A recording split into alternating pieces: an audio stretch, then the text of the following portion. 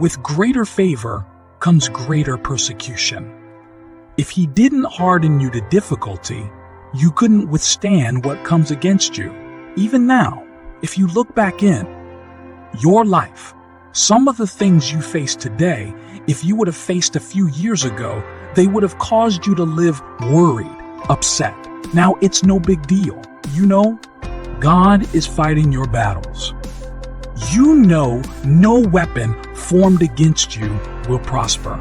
You know this too shall pass. Why is that? You're growing. You've gotten stronger. Your faith has increased.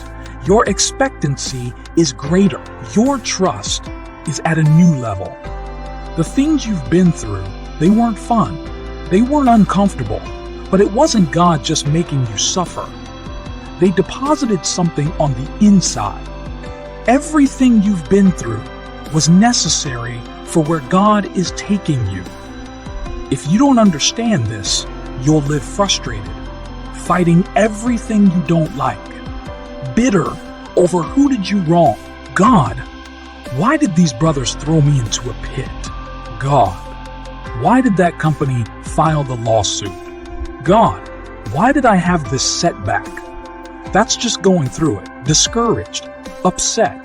That's what most people do. But I'm asking you to grow through it. See it as an opportunity to show God what you're made of, to prove to Him that you'll do the right thing when it's hard, that you'll keep a good attitude when you feel like being upset